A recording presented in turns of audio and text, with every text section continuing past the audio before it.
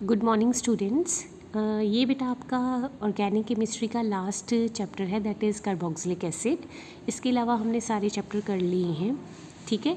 इसकी मैंने पहले भी वीडियो नेमिंग की सेंड की थी, वो कंप्लीट नहीं हो पाई थी, तो मैं आज दोबारा से इसकी नेमिंग का भी बता देती हूँ। तो इसके साथ आपके ऑर्गेनिक के सारे चैप्टर ख़त्म हो जाएंगे कार्बोक्सिलिक एसिड कंप्लीट होते ही, ठीक है। क्योंकि हेलोल्कीन हेलोरीन मैं करवा चुकी हूँ, अल्कोहल फिनोल भी हो गया है, एल्डिहाइड कीटोन भी हो गया है, अमाइंस एंड नाइट्रो कंपाउंड्स भी हो गया है। तो बस ये कार्बोक्सिलिक एसिड वाला पार्ट रह गया था, ओके। तो देखो कार्बोक्सिलिक एसिड में ये एक कार्बन वाला एसिड है। कार्बोक्सिलिक एसिड का जो सिंबल होता है COOH। ये एक कार्बन वाला एसिड है। एक कार्बन को कहते हैं मिथ, सिंगल बॉन्ड एन, और एसिड के लिए वर्ड का यूज़ करते हैं ओइक एसिड, तो मिथेनोइक एसिड, ठीक है। या इसका कॉमन नेम है फॉर्मिक एसिड। यहाँ पे देखो एक दो कार्बन है, carbon number 1, carbon number 2। Numbering हमेशा फंक्शनल ग्रुप वाली कार्बन को फर्स्ट नंबर दिया जाता है, दूसरी कार्बन को सेकंड नंबर दिया जाता है। दो कार्बन के लिए वर्ड यूज़ होता है इथ, सिंगल बॉन्ड के लिए एन, और क्योंकि फंक्शनल ग्रुप COOH है तो उसके लिए कौन सा वर्ड यूज़ करते हैं, ओइक एसिड। तो इसका नाम हो जाएगा इथेनोइक एसिड या एसिटिक एसिड, ठीक है। अब यहाँ पे देखो 1 2 3 4 4 कार्बन है। नंबरिंग इस तरफ से देनी है क्योंकि यहाँ से फंक्शनल ग्रुप वाली कार्बन पहले आती है, ठीक है। और 1 2 3 4 4 कार्बन है। 4 कार्बन का मतलब ब्यूट, चारों कार्बन में सिंगल बॉन्ड है एन। पहली कार्बन में कौन सा फंक्शनल ग्रुप लगा है, दैट इज़ कार्बोक्सिलिक एसिड, उसके लिए सफिक्स यूज़ करते हैं ओइक एसिड, तो इसका नाम हो जाएगा ब्यूटेनोइक एसिड, ठीक है। अब ये वाला कंपाउंड देख लो, यहाँ से नंबरिंग करेंगे 1 2 3, ठीक है। इसमें दो कार्बोक्सिलिक एसिड लगे हुए हैं, 3 कार्बन है तो प्रॉप, सिंगल बॉन्ड है तो एन।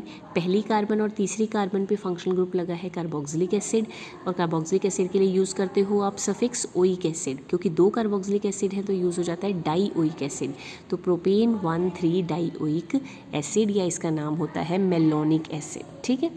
नेक्स्ट अगर आप इसकी नेमिंग करोगे तो बेंजीन के ऊपर एक एसिड ग्रुप लगा है और एक अमाइनो ग्रुप लगा है। तो बेटा ये 1 2 3 4 5 6, ठीक है। दूसरी कार्बन पे लगा हुआ है अमीनो, तो अमाइन क्या बन जाएगा, प्रीफिक्स, तो 2 अमाइनो।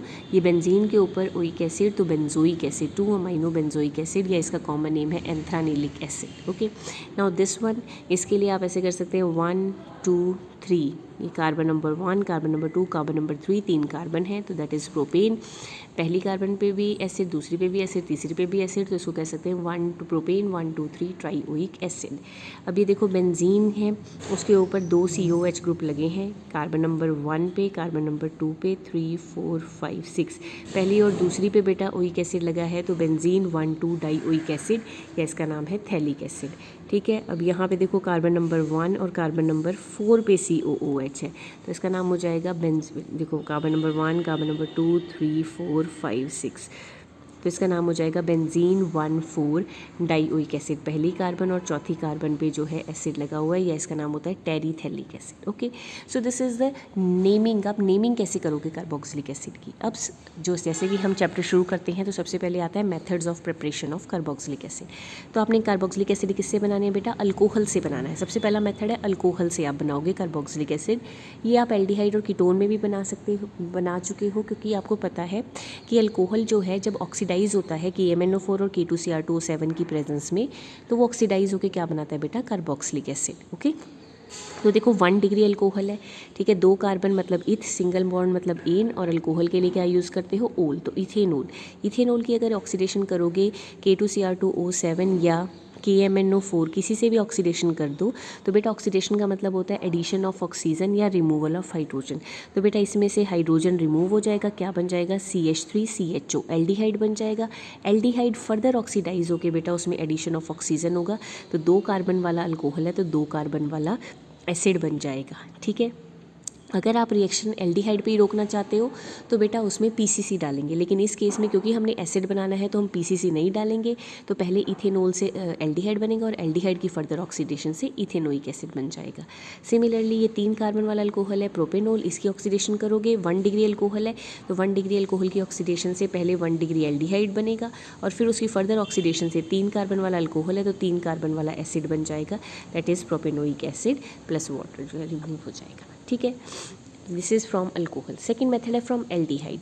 एल्डिहाइड से भी आप अल्कोहल एसिड बना सकते हो, क्योंकि अल्कोहल से पहले एल्डिहाइड ही बनता है।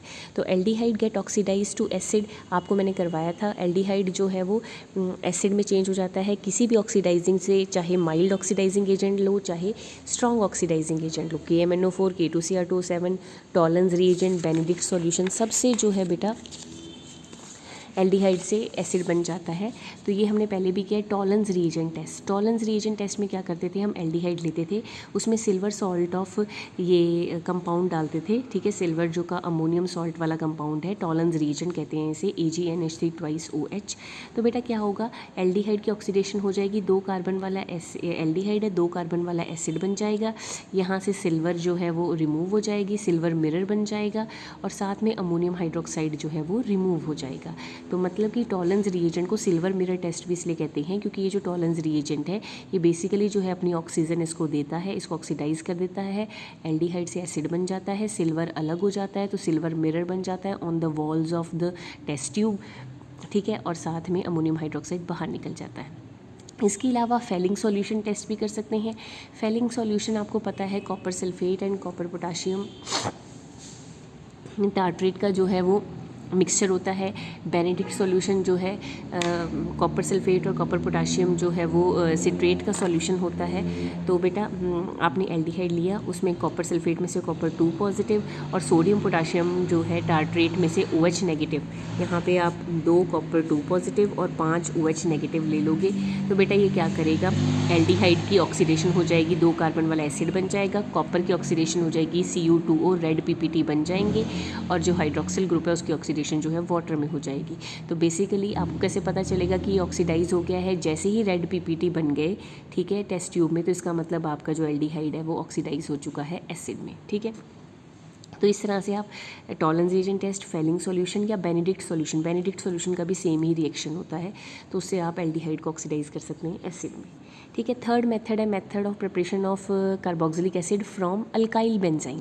अल्काइल बेंजीन से आप कैसे बेटा एसिड बनाओगे, कोई भी अल्काइल बेंजीन ले लो, अल्काइल बेंजीन मतलब बेंजीन के ऊपर कोई भी अल्काइल ग्रुप लगा हो, तो उसकी ऑक्सीडेशन अगर आप KMNO4 से करो, K2Cr2O7 से करो, तो जितने कार्बन जो अल्काइल ग्रुप में होते हैं बेटा, उसकी ऑक्सीडेशन से बेटा क्या बन जाता है, एसिड, ठीक है। Any alkyl benzene when treated with KMNO4 or K2Cr2O7 result in the formation of benzoic acid. However, the tertiary butyl benzene does not undergo this reaction. बेटा कोई भी एल्काइल बेंजीन हो, जब उसे KMNO4 या K2Cr2O7 के साथ ट्रीट किया जाता है तो बेसिकली बेंजोइक एसिड ही बनता है, लेकिन जो टर्शरी बेंजीन होता है उसकी ऑक्सीडेशन नहीं होती। देखो अब देखो ये बेंजीन के ऊपर CH3 है, इसको कहते हैं टॉल्वीन, इसकी ऑक्सीडेशन होगी तो आपने सिंपल देखना है कि यहाँ पे एक कार्बन वाला कंपाउंड है ना, बेंजीन के ऊपर एक कार्बन है, तो उसकी ऑक्सीडेशन कर देनी है, हाइड्रोजन की ऑक्सीडेशन होगी, वाटर बन जाएगा, और रिमेनिंग इस कार्बन को जितने हाइड्रोजन रिमूव हुए उतनी ऑक्सीजन दे दोगे, बेंजोइक एसिड बन जाएगा। सिमिलरली यहाँ फिनाइल इथेन है, बेंजीन के ऊपर 2 कार्बन है, तो इसमें भी आपने यही करना है कि बॉन्ड यहाँ से ब्रेक होना है, इस कार्बन की ही ऑक्सीडेशन होनी है और एक कार्बन वाला एसिड बनना है। मतलब हर बार आपके पास क्या बनेगा, बेंजोइक एसिड। जब भी आपके पास एल्काइल बेंजीन होगा, चाहे कितने भी कार्बन लगे हों, हमेशा बॉन्ड कार्बन कार्बन का ब्रेक होगा तो एक कार्बन वाला एसिड ही बनेगा। यहाँ से जो हाइड्रोजन और यहाँ से हाइड्रोजन रिमूव होंगे उसकी ऑक्सीडेशन हो जाएगी, वो वाटर बन जाएगा, और इस कार्बन की ऑक्सीडेशन से CO2 बन जाएगा। अब देखो ये जो टर्शरी ब्यूटाइल बेंजीन है, इस केस में बेटा रिएक्शन नहीं हो पाता, कि इस केस में रिएक्शन पॉसिबल ही नहीं होता, क्योंकि कार्बन के जो होते हैं बेटा चारों बॉन्ड इन्वॉल्व हो जाते हैं, जिसके कारण इसके केस में इसकी ऑक्सीडेशन, अब ये देखो इस कार्बन के पास आगे फर्दर डबल बॉन्ड बनाने के लिए ये वाला बॉन्ड भी टूट जाएगा, ये वाला बॉन्ड भी टूट जाएगा, ये वाला बॉन्ड भी टूट जाएगा, अगर डबल बॉन्ड बनाने के लिए नहीं बचेगा तो इसका कोई भी रिएक्शन नहीं हो सकता, क्योंकि इसके जो चारों बॉन्ड जो है इन्वॉल्व है एल्काइल ग्रुप के साथ ही, तो इसमें कोई रिएक्शन नहीं होगा। आगे है बेटा नाइट्राइल से आप कैसे बना सकते हो एसिड। नाइट्राइल क्या होते हैं, साइनाइड। ये आपने हेलोएल्केन हेलोरीन में किया था कि अगर आप साइनाइड की कंप्लीट हाइड्रोलिसिस कर दें तो आपके पास क्या बन जाता है, साइनाइड से एसिड बन जाता है। जितने कार्बन साइनाइड में होते हैं उतने कार्बन वाला एसिड बन जाता है।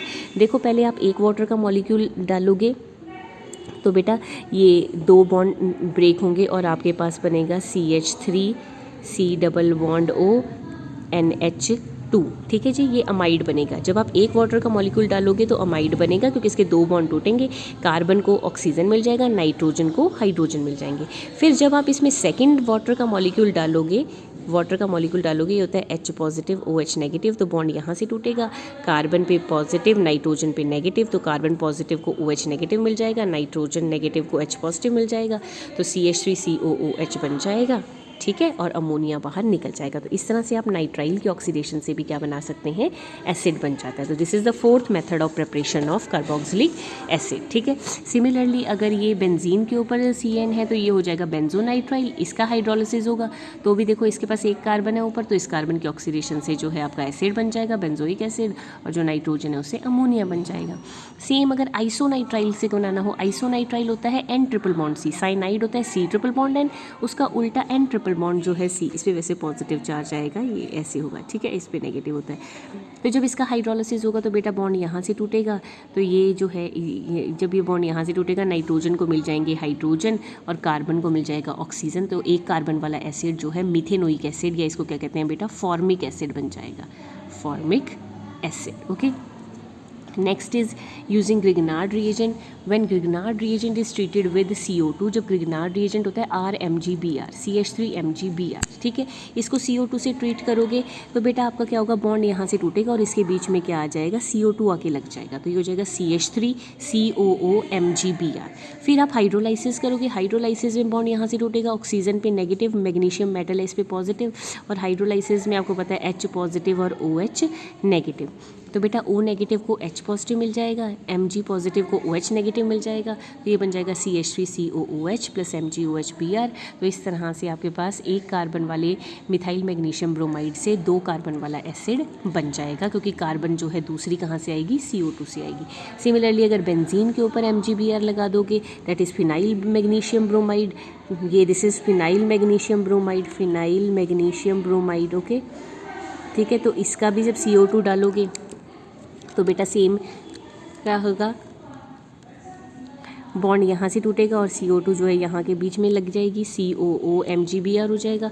फिर हाइड्रोलाइसिस होगा, बॉन्ड यहाँ से टूटेगा, ऑक्सीजन पे नेगेटिव, मैग्नीशियम पे पॉजिटिव, और वाटर में H पे पॉजिटिव, OH पे नेगेटिव, तो नेगेटिव से पॉजिटिव जुड़ जाएगा, पॉजिटिव से नेगेटिव जुड़ जाएगा, बेंजीन के ऊपर COOH ये बन जाएगा बेंजोइक एसिड, ओके, और मैग्नीशियम OHBr बाहर निकल जाएगा। So these are the 6 method of preparation. Further हम जो नेक्स्ट मेथड है वो कल करेंगे। Thank you.